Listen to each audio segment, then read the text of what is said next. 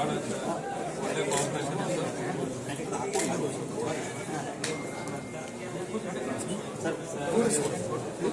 ಮತ್ತು ಬಹುಶಃ ಬೆಳಗಾವಿಯ ಇತಿಹಾಸದಲ್ಲಿ ಒಂದು ಭಾರತೀಯ ಜನತಾ ಪಾರ್ಟಿಗೆ ಒಂದು ಹೆಚ್ಚಿನ ಒಂದು ಬಲ ತಂದಂಥ ದಿವಸ ಇದು.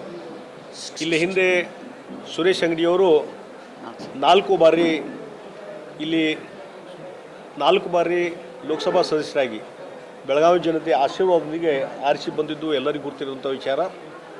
ಬೈ ಎಲೆಕ್ಷನ್ದಲ್ಲಿ ಶ್ರೀಮತಿ ಮಂಗಳಾ ಅಂಗಡಿಯವರು ಸಹಿತ ಈ ಒಂದು ಕ್ಷೇತ್ರದಿಂದ ಆರಿಸಿ ಬಂದಿದ್ದಾರೆ. ಹೀಗಾಗಿ ಇದು ಭಾರತೀಯ ಜನತಾ ಪಾರ್ಟಿಯ ಒಂದು ಗಂಡು ಮೆಟ್ಟಿನ ಸ್ಥಳ ಅನ್ನುವಂಥದ್ದು ಈ ಚುನಾವಣೆಯ ಮುಖಾಂತರ ಸಹಿತ ಅದು ಪ್ರೂವ್ ಆಗಿದೆ ಅನ್ನುವಂಥ ಮಾತನ್ನು ನಾನು ಸ್ಪಷ್ಟವಾಗಿ ಹೇಳಿ ಬಯಸ್ತಾ ಇದ್ದೇನೆ.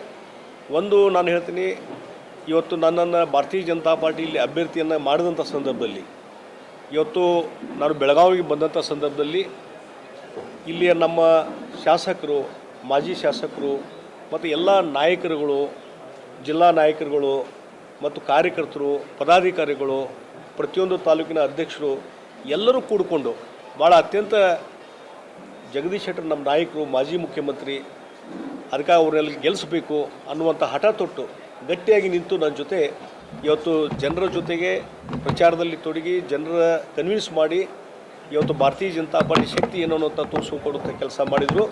ಮತ್ತು ಹೆಚ್ಚಿನ ಸುದ್ದಿಗಳಿಗಾಗಿ ನಮ್ಮ ಚಾನೆಲ್ನ ಸಬ್ಸ್ಕ್ರೈಬ್ ಮಾಡಿ.